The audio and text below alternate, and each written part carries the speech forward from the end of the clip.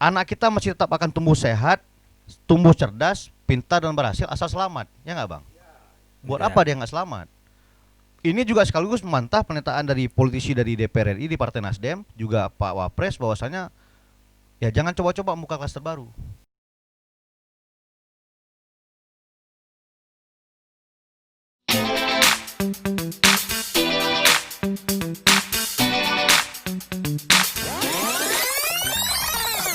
Man and Match. Oke. Roll action.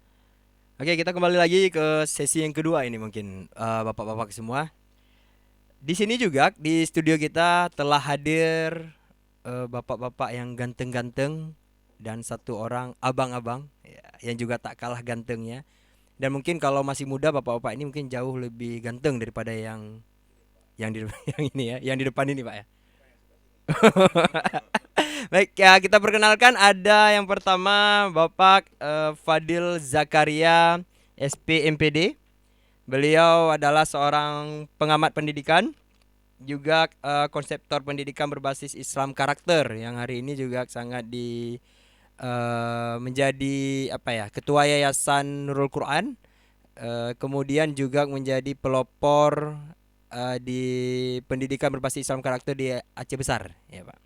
Kemudian di samping beliau ada Bapak Insinyur Haji Haziman MM. Beliau adalah seorang tokoh masyarakat Aceh Besar juga, dan juga beliau ketua Puskut Aceh. Assalamualaikum Pak, selamat datang.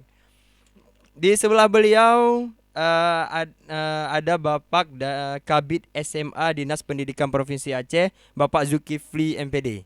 Ya, Assalamualaikum Pak, selamat datang. Ya, Pak. Di sampingnya lagi adalah yang paling ganteng. Itu mungkin kameranya kelihatan yang ke belakang ya, nggak apa-apa sih. Yup. Ya, itu adalah Ketua Ikamba yang pernah juga podcast di ujung barat. Ya, biasanya kita panggil dengan Laju. Ya, Rajual belum bilang. Ya, Assalamualaikum, selamat malam. Ya, baik, mungkin kita minta tanggapan nih dari Bapak Fadil Zakaria terhadap polemik diaktifkannya sekolah per 13 Juli. Perencanaan diaktifkan sekolah per 13 Juli. Dipersilakan, Pak. Bismillahirrahmanirrahim. Assalamualaikum warahmatullahi wabarakatuh. Hamdan wa syukranillah, salatan wa salaman ala rasulillah. Pertama sekali terima kasih banyak atas undangan dan waktu bisa bersama-sama di sini atas undangan Ujung Barat. Semoga Ujung Barat semakin sukses. Dan di sini juga telah hadir semuanya yang luar biasa dan saya bersyukur malam ini bisa berjumpa, terutama ada Bapak juru bicara tentang penanganan COVID Aceh, kemudian ada Bapak Kadis Provinsi Aceh, kemudian ada Bang Fauzan, ada juga Bang Akbar ya dari Ikamba anak muda, dan juga bapak-bapak sekalian yang telah berhadir. Pada kesempatan ini tadi cukup panjang ya diperkenalkan saya ya sebagai pengamat dan sebagainya, konseptor, dan memang benar saya sendiri memang sedang fokus di pendidikan karakter, khususnya sedang kita coba di Aceh Besar dan Banda Aceh. Dan hari ini sebuah kenyataan yang juga harus kita sama-sama melihat bahwa ternyata hari ini banyak anak Banda Aceh yang berduyun-duyun sekolah ke Aceh Besar. Mungkin salah satunya dengan adanya salah satu sekolah di Aceh Besar yaitu SD Ikanul Quran, ada PAUD dan SMP. Dan muridnya dan wali muridnya itu sudah lebih dari 1.000 orang. Nah, ini juga ketika nanti sekolah dimulai tanggal 13 kalau jadi, maka kami menjadi sorotan besar. Kenapa? Karena jumlah murid yang cukup ramai dan cukup repot mengatur apabila ada shift. Dan syukur memang di kelas kita itu tidak terlalu banyak murid. Paling banyak itu 27 siswa, sehingga kalau dibagi mungkin agak lebih mudah. Nah, sebetulnya di sekolah itu kita sejak zaman itu sudah terbiasa melaksanakan yang namanya eh, physical distancing, itu sudah biasa. Khususnya pada saat ujian. Pada saat ujian kan mau ada COVID tidak ada COVID, pasti kan jarak 1 meter itu. Dan walaupun nggak pakai masker itu nggak boleh ribut kayak gitu. Kalau ribut langsung dicabut ini. Jadi sebenarnya sudah biasa itu. Kalau anak-anak kita, saya yakin Pak, mungkin saya tidak menanggapi satu-satu, secara umum saja. Ya. Mungkin di sini mewakili juga perasaan orang tua murid, wali murid juga yang hari ini sangat berharap sekali. Anak-anak murid juga yang sudah sangat rindu dengan guru-gurunya begitu, dan para guru yang sudah sangat luar biasa rindu dengan para siswanya. Terlepas dari pro dan kontra tadi, kita harus melihat juga realitas di lapangan, di mana hari ini yang namanya pendidikan itu tidak bisa dipisahkan dengan budaya pendidikan itu sendiri. Bayangkan jika terbentuk satu budaya di mana anak-anak sudah tidak kepingin lagi ke sekolah. Dan ini sangat mungkin. Hari ini anak-anak dicekoki dengan belajar online. Ya. Mereka nanti akan, anak-anak milenial ini, HP itu kalau kita beli yang baru nggak perlu diajarin mereka. Kita kasih aja bisa sendiri. Mungkin 2 tahun itu udah mahir. Saya khawatir nanti sekolah yang bentuknya rumah sekolah ataupun ya berkumpul, mereka sudah tidak minat lagi setelah COVID ini. Akan timbul persoalan baru, orang tua memaksa-maksa anak ke sekolah nggak mau lagi. Ini kayak sepertinya tidak ada yang memperhatikan ke arah ini. Saking kita takutnya dengan virus corona ini. Tadi menarik dari, mungkin saya lompat-lompat saja dari Bang Fauzan, mengatakan bahwa kalau belum ditemukan vaksin sebaiknya jangan dimulai sekolah. Pertanyaan saya, kalau misalnya 5 tahun ke depan nggak ketemu vaksin, bagaimana? Apakah 5 tahun ke depan anak kita tidak sekolah? Nah, ini harus kita jawab, ya kan? Nah, pasti nanti pada ujung-ujungnya kita akan berpasrah diri, akan berdamai dengan COVID ini. Sebenarnya ada banyak virus lain yang mematikan. Kalau kita lihat, mungkin kalau awal-awal kita lihat di Wuhan dulu, kita lihat orang bergelimpangan, jatuh di jalan dan sebagainya. Itu ternyata hoax. Nggak ada yang orang langsung kena corona langsung terkapar, nggak ada. Detik-detik bak jalannya hana rupanya. Ternyata butuh proses. Dan ternyata banyak juga yang sembuh hari ini. Nah, hari ini di wali murid ini terkesan begini. Kalau kami juga mengamati, ada kesan perlakuan tidak adil dari pemerintah ataupun dari siapapun gitu ya. Tidak adil dalam hal seolah-olah anak sekolah ini menjadi sumber malapetaka ke depan nih kalau sekolah. Sementara di pasar-pasar hari ini, Masya Allah, tidak ada satu saringan yang sangat ketat ya, di pasar-pasar, di mall. Mungkin kalau kita di Aceh ini ada Sujuya Mall ya, bisa kita lihat bagaimana orang di sana itu bercengkrama, berdekat-dekatan dan sebenarnya tanpa ada jarak gitu. Nah, jadi kalau kita kembali karena kita orang Aceh khususnya juga menjalankan syariat Islam, kita teringat dengan surah Al-Insyirah, surah Al-Insyirah itu ayat 5 sampai ayat 8. Allah berfirman, Bismillahirrahmanirrahim. Fa inna ma'al usri yusra. Maka sesungguhnya bersama kesulitan itu ada kemudahan. Bukan dibalik, bersama kesulitan itu ada kemudahan. Artinya bersama kita jalani musibah ini, kita perlu tahu nih apa kemudahan ataupun apa hikmah yang akan Allah berikan. Kemudian Allah ulang lagi sekali lagi penekanan ya, inna ma'al usri yusra 2 kali. Kemudian di selanjutnya, fa idza faragta fansab. Apabila sudah selesai dari suatu urusan, maka bersungguh-sungguhlah kepada urusan berikutnya. Artinya jangan berlama-lama dengan COVID ini.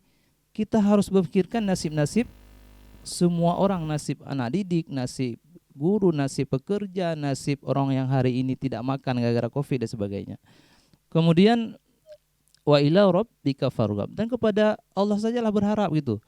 Kita orang beriman ini berserah diri saja kepada Allah. Karena tadi Pak Kadis sudah menyampaikan, jangan khawatir di awal tadi, Allah tidak akan salah pilih gitu.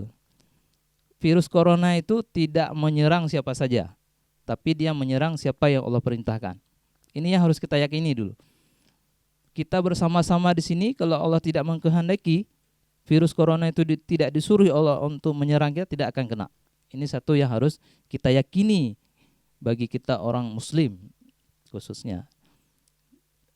Jadi syariat Islam itu jangan hanya di mulut saja, tapi implementasinya pada saat inilah kita buktikan. Tapi bukan berarti kita tidak mengindahkan protokoler kesehatan tadi. Nah, misalnya kita laksanakan di sekolah, insya Allah memang yang dikhawatirkan oleh Bang Fauzan tadi juga harus kita perhatikan. Ini mungkin kan ada Pak Kadis di sini, ada pemerintah, ada Pak juru bicara Bang SAG, itu memastikan sebelum masuk sekolah itu semua sekolah wajib sudah memiliki perangkat yang aman itu. Saya yakin kalau kita mau menguji, mau membuat survei, siapa yang paling disiplin terhadap menjaga virus corona ini, saya yakin lebih disiplin anak SD daripada orang dewasa. Orang dewasa hari ini di mall-mall mereka tidak peduli dengan COVID ini. Entah udah jenuh, entah gimana. Di warung kopi nggak ada peduli mereka. Tapi anak SD apabila bisa diedukasi dengan baik oleh guru-gurunya, mereka akan sangat menjaga ini. Mereka akan sangat, apalagi anak-anak milenial ya, mereka sudah cerdas, mereka sudah dapat informasi lebih banyak dari HP mereka. Itu mereka akan lebih disiplin daripada orang dewasa. Makanya nggak perlu khawatir terhadap anak kecil ini, mereka tidak bisa diatur, nggak. Saya lebih dari 10 tahun berdekatan dengan anak murid SD, mereka itu sangat konsisten apabila gurunya mengatakan A, dia A. Bahkan kalau orang tua di rumah B, kalau gurunya katakan A, orang tuanya itu diajarin mananya. Ma, ayah, kata guru A, bukan B. Lebih percaya ke gurunya ya Pak? Iya benar. Misalnya di rumah orang tua tidak mengindahkan protokol kesehatan ini, itu akan diingatkan oleh anaknya. Kenapa? Mereka anak-anak didik ini lebih percaya kepada gurunya. Ya, okay. Jadi jangan kita berlebihan bahwa apabila nanti sekolah ini tetap berjalan, maka anak-anak sekolah ini akan menjadi sumber malapetaka penyebaran COVID. Saya itu tidak yakin. Oke, terima kasih. Nah, jadi mungkin itu yang dapat saya sampaikan. Harapan saya terlepas dari semua pro dan kontra, sepakat atau tidak, saya sepakat apabila orang yang tidak mengindahkan bahayanya atau tidak melaksanakan anjuran pemerintah tentang menjaga tata cara menjaga protokoler tadi kesehatan, saya setuju bahwa ini hal yang keliru. Kita misalnya memudah-mudahkan, misalnya udah dilarang oleh ulama, ini masa yang sedang merah, kita jangan ke masjid dulu, kita melanggar. Itu saya tidak setuju. Kita ikutilah anjuran ulama, anjuran pemerintah. Tapi ketika yang pemerintah hari ini sudah menyatakan boleh sekolah, loh kenapa kita tidak setuju gitu? Nah, jadi ya kita ikuti saja. Bagaimana kalau nanti berdampak? Sama-sama kita terima risiko. Dan baru-baru ini di Aceh Besar sudah dilakukan juga oleh Pak Kadis Aceh Besar, Pak Kadis Pendidikan, semacam survei. Bahkan juga kemarin ada rapat Zoom ya dengan bupati dan sebagainya. Ternyata sebagian besar wali murid itu juga kuesioner itu diberikan juga kepada wali murid. Sebagian besar wali murid itu mereka setuju sekolah kembali dan mereka siap menanggung resiko. Nah, jadi mungkin saya rasa bukan wali murid ini tidak takut ya, bukan apa, tapi mungkin sudah jenuh. Efek yang mereka lihat dengan anak-anak dengan pakai HP itu, efek terhadap HP yang dirasakan oleh anak-anak itu oleh orang tua di rumah lebih ngeri daripada corona itu sendiri. Terlebih kuotanya ya Pak, sebentar-bentar habis ya. Nah, ada virus lain yang lebih ngeri ya. Yeah. Virus akhlak itu lebih ngeri Pak. Yeah. Virus hancurnya akhlak lebih ngeri pada virus corona. Virus corona resikonya mati. Kalau ini mati peradaban, mati budaya Islam, budaya dan sebagainya. Demikian, terima kasih atas kesempatan. Baik. Assalamualaikum warahmatullahi wabarakatuh. Waalaikumsalam warahmatullahi wabarakatuh. Ya, terima kasih Pak. Tapi ini tadi dari segala statement Bapak Fadil ditujukan ke Bang Fauzan salah satunya, menantang nih ya. Jadi kalau sampai 5 tahun, ini bagaimana Bang Fauzan? Belum ditemukan nih vaksinnya 5 tahun. Apakah 5 tahun harus kita liburkan? Dan Bang Fauzan di selama 5 tahun akan menjadi guru dadakan nih di rumah. Deal, ini kan fasilitas yang kita nikmati dan tempat ini kan atas hibah beliau lah. Hibah dialog dan hibah ilmu pengetahuan ya Ustadz. Ya, jadi yang mau saya sampaikan begini. Boleh dicek Iya, iya. sepanjang 2 tahun kebelakangan saya jadi mitra diskusi kritisnya Bang Jubir Esagi. Iya. Tapi dalam hal COVID, pertama misalnya yang kontroversial kebijakan pemerintah soal pengadaan tanah kuburan, saya malah nggak berbeda pendapat, saya malah mendukung. Yang kedua misalnya kebijakan jam malam oleh pemerintah, saya malah patuh. Karena menghadapi COVID, yang harus kita patuhi itu memang kebijakan pemerintah yang sudah berkoordinasi dengan lembaga internasional, dengan WHO, dengan negara lain, dengan alim ulama, dengan para dokter. Satu-satunya kebijakan yang saya diskusi kritis dengan Bang Esagi di Twitter maupun di Facebook yang berbeda itu soal komersialisasi tes, rapid test dan swab. Saya protes rame-rame menggandeng kawan-kawan muda ini, akhirnya 2 hari unsiah gratis dan pemerintah Aceh lewat RSUZA juga gratis. Saya menolak itu. Tapi selebihnya kita harus patuhi. Maka titik temunya adalah pertama soal COVID ini memang kebijakannya kita serahkan ke pemerintah. Tadi Pak Kadis sudah mulai dengan wacana kita cek lapangan, cek fakta lapangan, kita siap atau tidak. Ya. Wibawa pemerintah itu ada ketika kebijakan itu firm, tegas. Saya justru Bang terus terang kecewa ketika kebijakan soal kuburan massal itu nggak dipertahankan oleh pemerintah. Kan kemarin baru kita rasakan, akhirnya ada masyarakat yang menolak jenazah COVID. Ya. Padahal faktanya tidak ada klaster funeral, klaster dari kuburan. Mana mungkin yang sudah meninggal, mohon maaf, itu menularkan COVID-nya ke yang lain. Padahal kalau pemerintah tegas di situ, itu ada di bawah pemerintah. Ya. Yang kedua, kebijakan soal jam malam. Harus diapresiasi bahwasanya angka penularan yang kecil di Aceh itu karena kebijakan di awal itu. Tapi kenapa kemudian tidak tegas? Nah, ada kelemahan, iya. Ada kajian ekonomi yang tidak dilakukan dan ini yang harusnya dilakukan oleh pemerintah. Ya. Makanya soal membuka kembali sekolah atau tidak, itu kajiannya harus dalam. Memang menjadi tantangan seperti Ustadz Fadil sampaikan tadi. Penggunaan IT ini positif negatif, plus minus. Karena Ustadz Fadil bagian dari konseptor pendidikan karakter Islam, justru bagaimana penggunaan IT ini yang tidak bisa kita hindari itu lebih besar manfaatnya ketimbang mudaratnya. Upaya tawakal dan ikhtiar yang saya lakukan itu adalah patuh terhadap arahan pemerintah. Ya. Itu Ustadz. Ketika misalnya pemerintah menganjurkan jam malam, saya batasi. ODP 14 hari nggak keluar rumah, saya nggak keluar rumah. Malah piring makan dan minum saya itu dibedakan oleh keluarga. Beda sendiri saya. Sampai sekarang, Bang. Kalau sekarang udah nggak lagi. Oh, ya. Tapi yang saya lakukan sekarang misalnya pulang ke rumah, baju saya buka dulu, saya ganti, cuci tangan, cuci muka, baru bercengkrama dengan keluarga. Ya. Nah, kalau nanti misalnya ketika dalam skema new normal akhir Juli misalnya 2 minggu setelah sekolah berlangsung disingkil ada positif, ya. Aceh Tamiang positif. Kemudian yang ada bandara misalnya di Rembele, Bener Meriah Setengah positif. Los Mawai Aceh Utara positif. Pemerintah bergonta-ganti kebijakan lagi. Nah ini bagaimana? Kan nggak ada di bawah kita. Faktanya sudah ada negara lain sebagai pelajaran. Finlandia, Korea Selatan, Inggris, Prancis yang fasilitasnya jauh lebih hebat daripada kita, jauh lebih maksimal, kesadaran masyarakatnya juga lebih tinggi. Faktanya 2 minggu setelah sekolah dibuka ada lagi klaster positif dan berdampak corona dan ada korban jiwa di situ. Makasih Bang. Berarti artinya kita berkaca pada negara maju, mereka gagal terhadap itu. Ya, makanya Nah, kenapa kita di sini makanya terakhir Pak Kadis di Malah sesi mengikuti ini ya? harus jelaskan dulu berapa anggaran yang dimiliki tiap sekolah. Oke. Anggaran dari mana untuk kemudian tadi misalnya SD sekolah kita ini saya rasa sudah cukup. Ini kan sekolah favorit sekarang, Ustadz. Jadi saya fasilitasnya, gurunya, bagaimana mengarahkan itu udah sangat yakin. Tapi bagaimana dengan sekolah lain yang fasilitas tidak sama, kualitas gurunya tidak sama. Ini kan soal pemerataan fasilitas pendidikan kan bukan kita diskusikan ketika corona aja. Ya. 20 tahun terakhir pasca reformasi ini jadi masalah. Oke, Bang. Sip. Anggaran sudah 20% tapi masih jadi masalah. Nah, Pak Kadis kan punya angka. Artinya refocusing anggaran Covid ini apakah digunakan juga untuk skema sekolah dalam kondisi new normal?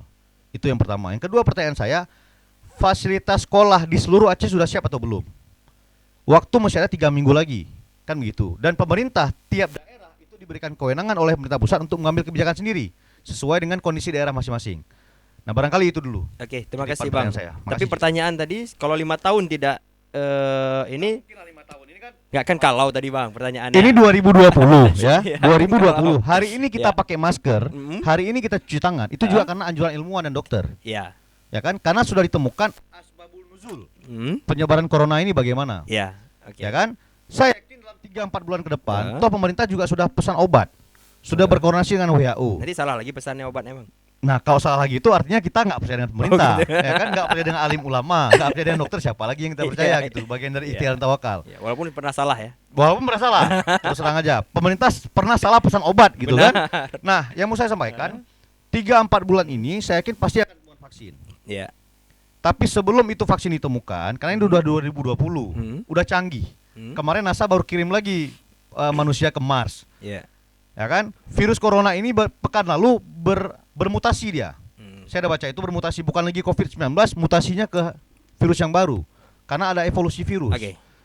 Nah, tapi soal skema sekolah kita ini balik lagi tadi, kesiapan kita dulu di pemerintah. Kalau pemerintah Aceh yakin bahwasanya semua sekolah siap, anggarannya ada, Ya. semua kepala sekolahnya ready, sudah cek fakta lapangannya, ya kita kan sebagai orang tua dan masyarakat juga lega Ya. dan yakin.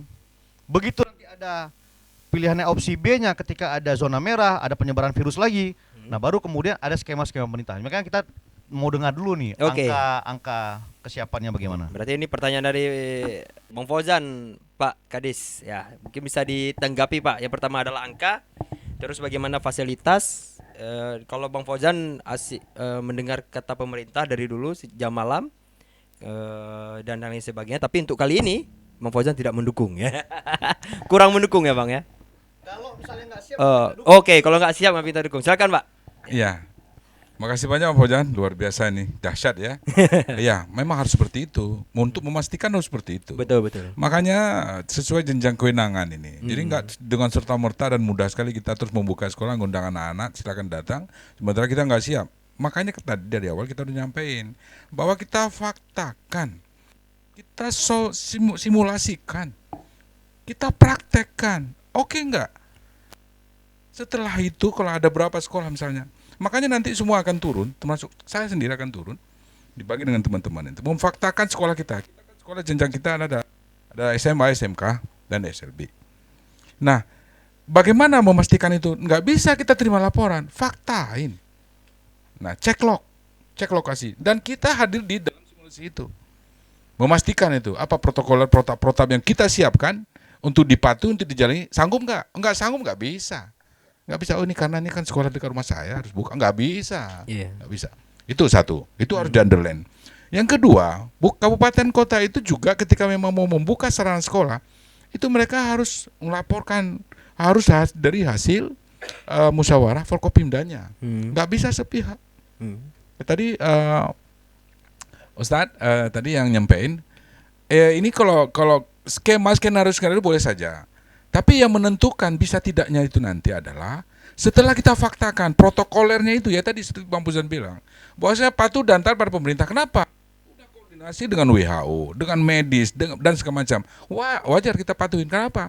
Itu memang sudah bidangnya. Begitupun ini. Setelah kita faktakan di lapangan, memang nggak bisa. Ya nggak bisa. Tetap. Nanti dari rumusan setelah kita turun ke lapangan, kita simulasikan dan kita sosialisasikan berapa sekolah yang mampu. Berapa satuan pendidikan yang memang sudah oke mengikuti protap itu yang kita nanti ajukan kepada Bapak Gubernur. Ini loh Pak, sekian jumlah yang sudah kita cek dan kita teliti, hanya segini yang bisa membuka sekolah. Ini masih persoalan buka sekolah ya, bukan persoalan skema pembelajaran. Skema pembelajaran kita masih ada tiga model yang kita tawarkan, nggak satu-satunya. Kemudian satu lagi Bapak Ibu yang kami hormati, teman-teman, ada ujung barat yang kami banggakan, bahwa ada 3 pusat pembelajaran. Ada 3 pusat pembelajaran. Pertama ada lingkungan keluarga. Ya. Yang kedua lingkungan masyarakat. Yang ketiga lingkungan sekolah. Nah sekarang kan kondisi kekinian kita ini cuma satu tok yang nggak bisa berfungsi ideal, berfungsi sebagaimana yang kita inginkan. Loh, dua lagi itu di mana? Nah ini harus masuk peran-peran kita semua. Betul. Nah mudah-mudahan sebagaimana yang Ustaz sampaikan tadi, bagaimana sosialisasi kita, bagaimana kita memberi pencerahan seperti Bang Bojan sampaikan kepada kita semua, itu pencerahan. Bagaimana patuh dan tunduk. Ya. Ketika memang itu memang firm, bahwa itu memang berdasarkan penelitian, berdasarkan ilmuwan, berdasarkan medis dan seterusnya, Iya. kita patuh dan taat. Begitupun sektor-sektor yang lain. Apa untuk meyakini itu bahwasanya protap-protap itu dilakukan, khusus Iya. di jajaran kita. Nggak bisa main-main ini. Makanya ini sangat selektif dan betul-betul kita memastikan itu tadi. Iya. Nggak bisa karena ini persoalan anak-anak kita. Hmm. Satu orang yang terpapar itu luar biasa. Dunia akan lompat-lompat. Apalagi tadi ikatan dokter anak Indonesia Iya. dari awal nggak setuju. Dan betul ketidaksetujuan mereka ada terfaktakan anak-anaknya Iya. banyak yang meninggal. Betul. Nah itu kan menjadi pelajaran bagi kita, menjadi dasar kita, menjadi background kita untuk memanggil keputusan itu. Jadi makanya tadi yang kita sampaikan itu bahwa ada langkah-langkah penting, ada langkah-langkah yang harus disiapin sebelumnya, Iya. baru nanti. Dan itu pun bukan di level kita kan bukan di level kebijakan. Iya. Kita sampaikan kepada Forkopim dan pimpinan Pak Gub, ini loh Pak, setelah kita datakin. Iya. Begitu sementara, Bang Bojan. Oke, terima kasih Bang. Pakai. Penyediaan sabun cuci tangan misalnya di sekolah, itu anggaran dari pemerintah Aceh atau dari sekolah?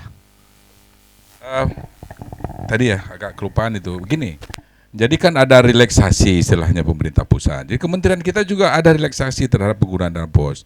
Jadi untuk kesiapan alat-alat protokol kesehatan itu siap dan boleh diizinkan oleh Pak Menteri. Itu relaksasi yang tadi. Memakai dana BOS. Iya, begitu. Tapi jangan sampai juga itu menjadi ajang penyalahgunaan dana BOS. Kembali lagi, pengawasannya serius nggak? Ya, Pengawasannya kan, seperti seriusnya itu. nih.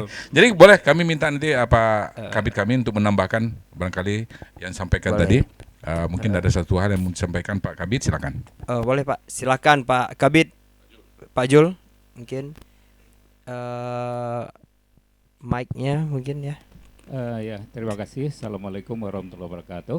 Waalaikumsalam warahmatullahi wabarakatuh. Yang kami hormati Pak Saifullah, Pak Kadis, kemudian juga ada teman kami Pak Cika, ya, Ya. Pak Pojan, kemudian ada Pak Akbar ya. Kita dengan kawan-kawan kami ini. Sebagaimana tadi sudah panjang lebar disampaikan oleh Pak Kadis tentang wacana untuk membuka sekolah. Jadi yang penting sekali sebagai underline kita yang bahwa tahun pelajaran baru itu ya. Tahun pelajaran baru itu adalah dimulai daripada tanggal 13 Juli 2020. Iya. Itu tahun pelajaran baru ya.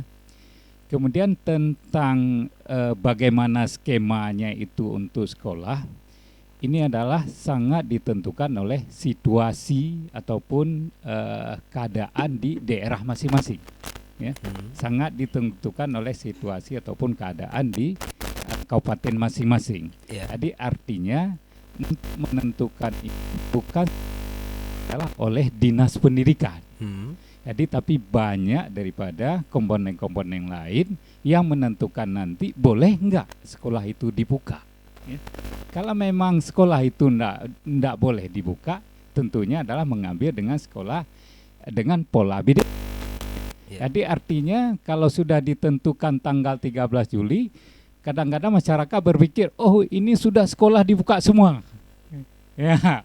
Tapi artinya bukan weekend ya. Ini yang perlu dipahami gitu. Jadi tanggal 13 adalah tanggal untuk tahun pelajaran baru. Itu tetap. Itu tidak digeser. Iya. Karena dulu kan ada daripada wacana Menteri Pendidikan untuk menggeser tahun pelajaran baru itu adalah di Januari. Iya. Tapi ini sudah diputuskan itu tidak digeser. Iya. Itu artinya yang perlu. Kemudian skema untuk daripada pembelajaran ini skema seperti yang disampaikan tadi adalah itu sudah juga disampaikan oleh Pak Menteri yang bahwa yang dibolehkan ya, yang dibolehkan membuka sekolah ataupun sistem pembelajaran dengan tatap muka itu itu adalah dengan dibolehkan pada zona hijau. Hanya zona hijau ya. Zona hijau itu menjadi juga catatan bagi kita. Iya. Ya. Kalau memang masih itu statusnya masih zona-zona yang lain itu tidak dibolehkan dulu untuk membuka ataupun proses pembelajaran secara tatap muka. Iya. Ya, ini yang perlu juga menjadi perhatian kita. Betul. Kemudian waktu memang kita ini zona hijau, ini protap Pak Kadis tadi sudah menyampaikan itu zona hijau dia ya. Iya. Zona hijau juga dengan protap yang berlapis lah kita upayakan semaksimal mungkin. Iya. Kalau dengan ajaran agama pun juga kita diusahakan dengan berupaya dengan maksimal. Yang tentukan memang Allah gitu kan. Betul. Tentukan. Tapi kita sudah berupaya semaksimal. Iya. Dengan dari sisi mungkin dokter juga sudah melihatnya dengan kita ada sekolah itu ada tim UKS. Tim UKS adalah salah satu itu masuk juga dari dokter Kesmas. Dia tentunya juga melihat kelayakan boleh nggak sekolah ini dibuka. Kemudian juga ini bagi orang tua ya. Bagi orang tua di saat memang mungkin ya ini mungkin Bang Pojan kalau kita lihat di sini Bang Pojan sendiri barangkali ini belum setuju lagi Bang Pojan. Iya.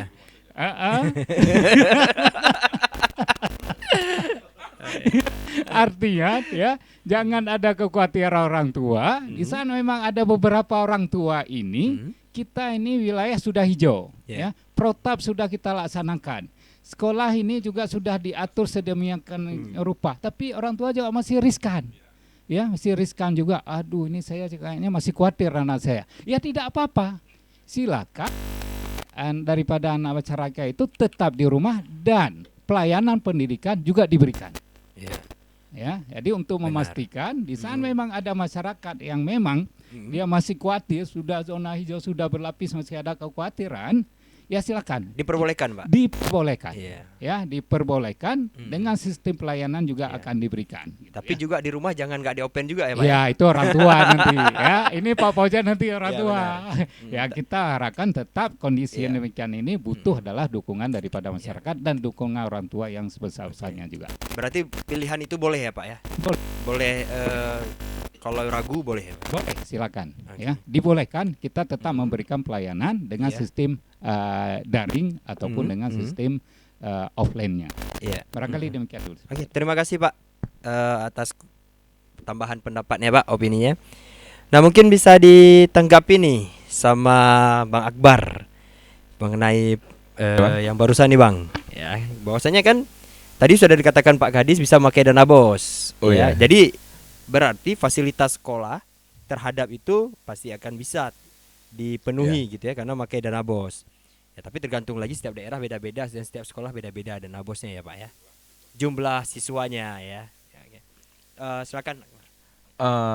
Mungkin tanggapan dari pembicaraan yang udah mulai agak sedikit melebar, agak sedikit tarik ya. Cuman yang harus menjadi fokus untuk saat ini, seharusnya kita juga sadar ya, bapak-bapak mungkin selaku aparatur pemerintahan, jika kita bandingkan bagaimana metodologi pembelajaran daring yang diterapkan oleh pihak sekolah negeri dengan sekolah swasta, itu sangat jauh berbeda Pak. Jadi saya juga punya adik saya masih SD, sekolah negeri. Saya lihat pengawasan secara metodologi pembelajaran itu tidak ketat dari sekolahnya itu. Sekolahnya padahal sekolah unggul di Banda Aceh gitu kan. Tapi dibandingkan dengan sekolah swasta, saya lihat adik kawan saya itu sangat lebih menarik itu.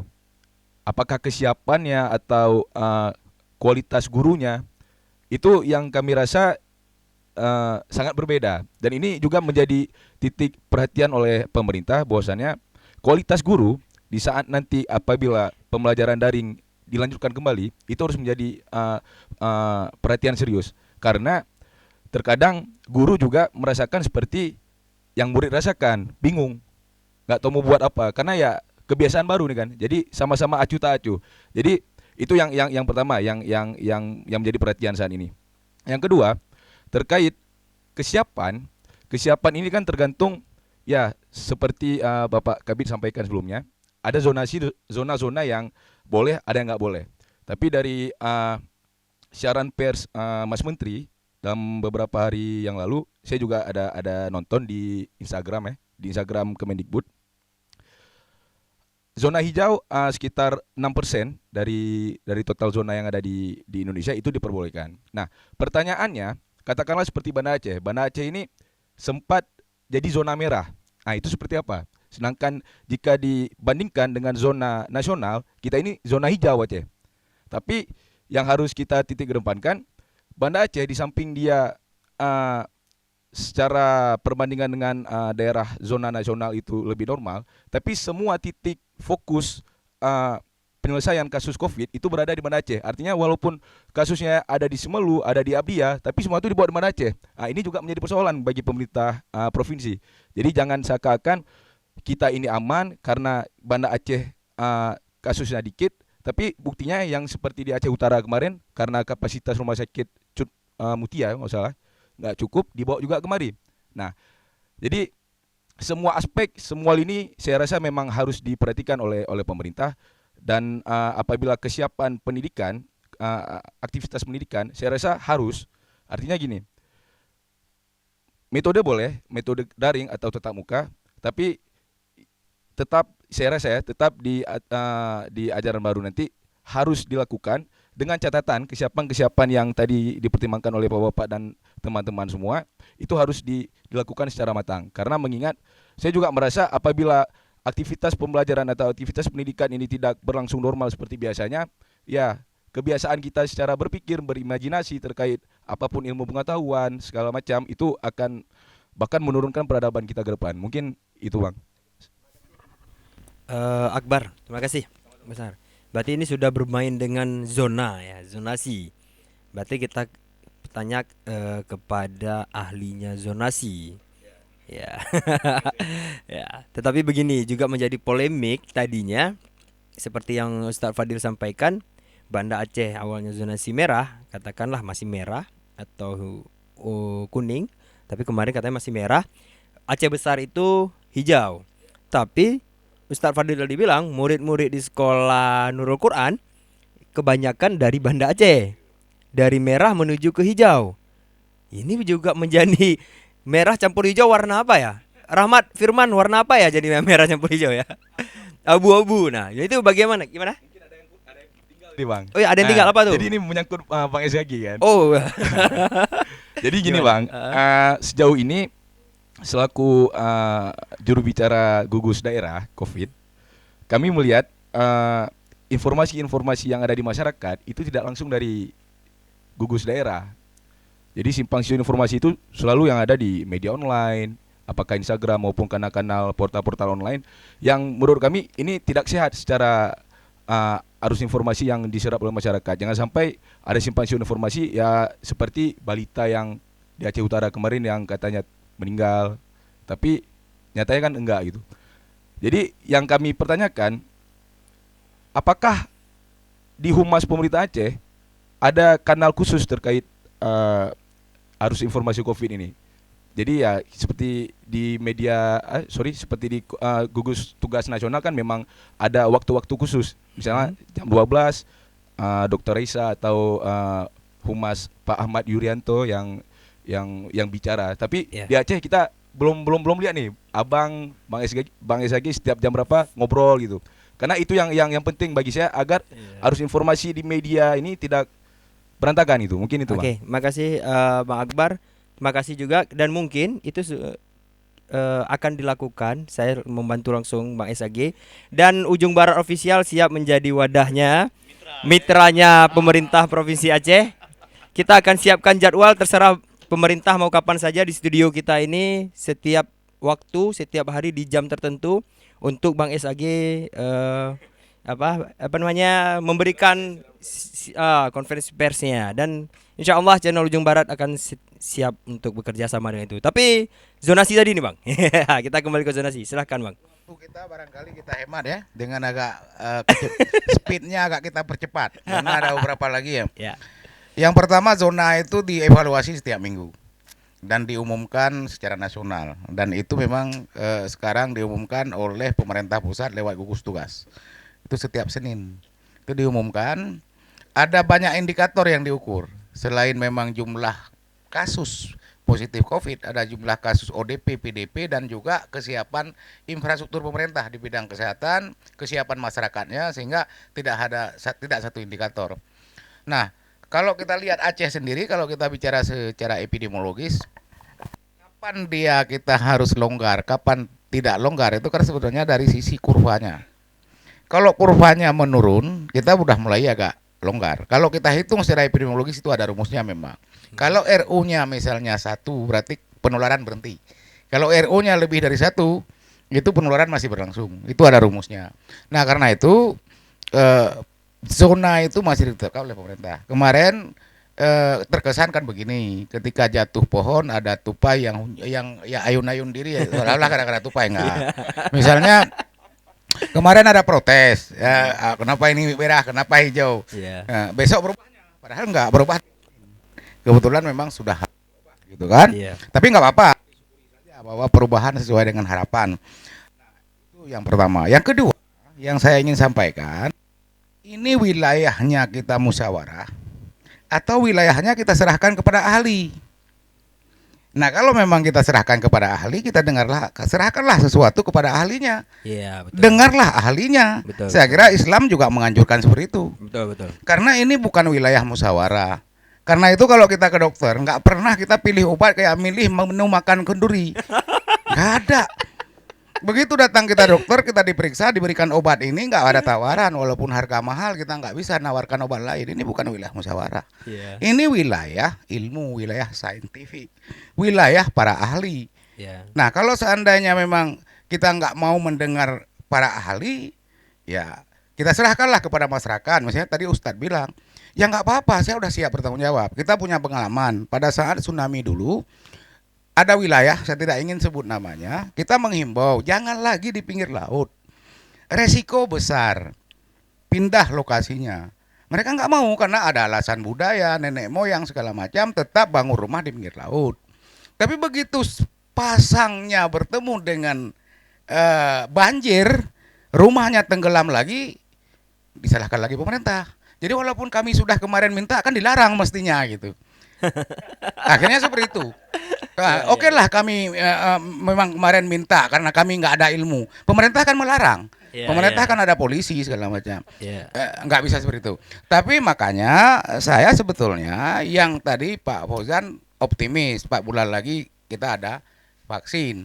Tetapi yang dimaksud, yang kegelisahan beliau apakah 5 tahun lagi?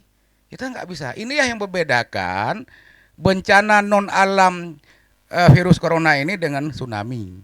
Tsunami dulu kita bisa prediksi berapa jembatan rusak, berapa jalan rusak, berapa rumah hancur, berapa waktu yang diperlukan, berapa uang yang disiapkan.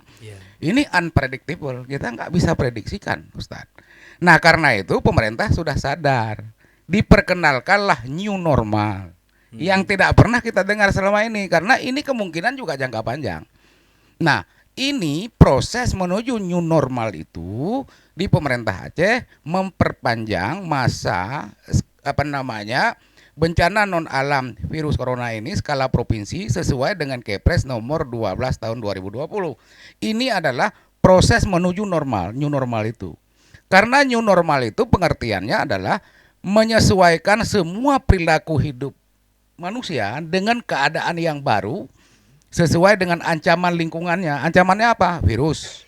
Sehingga pada akhirnya merubah perilaku ini bukan perkara mudah. Dan kita punya waktu ini 23 hari kalau kita lihat ke 13 Juli. Nah, di sini kita analisis nanti. Kalau dari sekarang masyarakat kita misalnya sudah disiplin, kemungkinan tidak ada, kemungkinan kita bisa sekolah lagi. Betul. Nah, kemudian new normal ini yang dimaksudkan sebenarnya bukan sesuatu yang baru, yang sudah dianjurkan oleh Islam dari sejak dulu. Misalnya jaga kebersihan. Itu kan sudah diajarkan lama. Kemudian juga misalnya etika batuk, etika bersin, itu kan sudah merupakan bagian sopan santun kita. Nah, inilah yang proses pembiasaannya sehingga ketika nanti dibuka, betul-betul dibuka itu sudah baru. Yang kedua saya ingin sampaikan mengenai bantuan pemerintah kepada mahasiswa. Kalau memang kesulitan ekonomi orang tua kan pilihan cuma 2. Bisa pemerintah turun tangan, bisa juga kampus meliburkan biaya, kan sama ini.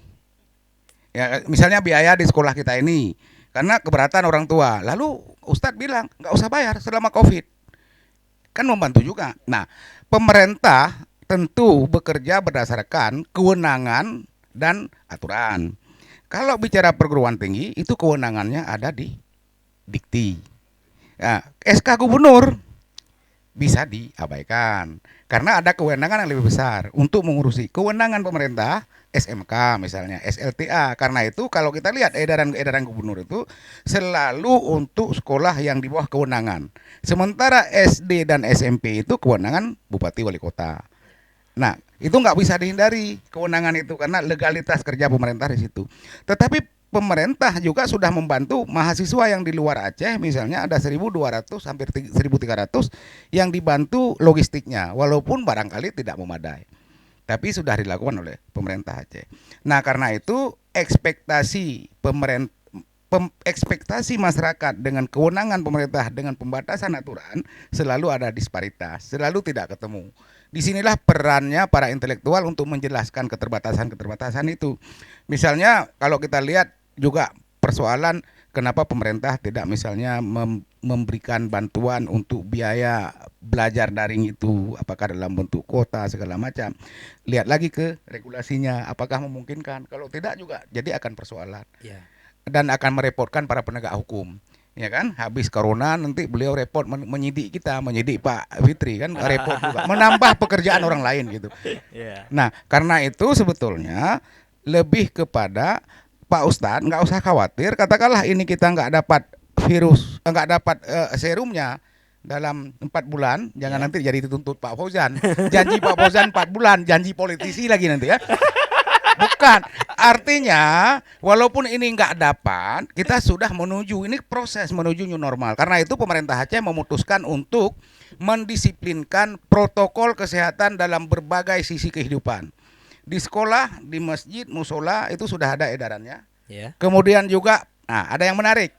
Kita akan belajar ini misalnya dayah salafi yang tidak menggunakan kurikulum nasional. Ya kan, ada kewenangan pemerintah Aceh untuk misalnya untuk mengatakan silakan kalau memang para guru ustadz menghendaki mau dibuka sekolah kemarin 2 Juni Pak ya, 2 Juni. Tetapi pemerintah membuat rule-nya. Ya, ada protokolnya apa yang harus dilakukan. Kebiasaan barunya apa yang selama ini orang tua boleh setiap hari ngantar makanan, ini nggak boleh lagi. Iya. Ya, kebiasaan itu yang harus dibiasakan. Kalau nggak terjadi juga protes masyarakat. Anak saya baru pertama ke Dayah, dia belum mandiri, masa saya nggak bisa tiap hari ngantar makanan? Dia juga susah makannya. Nah, kebiasaan ini yang sedang. Jadi ya kita serahkan kepada ahlinya, kita percayakan kepada ahli. Pemerintah tentu referensinya para ahli. Ya, Pak Fauzan saya kira kalau mendengar pemerintah, sejauh pemerintah tidak bertentangan dengan para ahli, otomatis itu belum. Karena ini bukan wilayah demokrasi. Demokrasi bagus, tapi itu bukan wilayah benar salah. Wilayah ramai orang setuju atau tidak, gitu kan? Nah, di dunia kesehatan memilih obat di apotek tidak seperti memilih menu kenduri. Dipastikan ini penyakitnya, ini obatnya. Kalau demam minum paracetamol, tapi mahal dok. Tetap minum paracetamol. Jadi nggak ada pilihan di situ. Ya, silakan. Baik, terima kasih Pak. Intinya adalah sesuatu itu percayakan pada ahlinya. Karena dalam Islam juga kalau sesuatu hal dilakukan oleh bukan ahlinya maka tunggulah kehancurannya. Ya, jadi mudah-mudahan kita percayakan kepada ahlinya. Nah, sebelumnya tadi tapi tetap tawaran dari ujung barat dapat dipertimbangkan, Pak. Oke, kita akan kembali setelah break ini. Oke.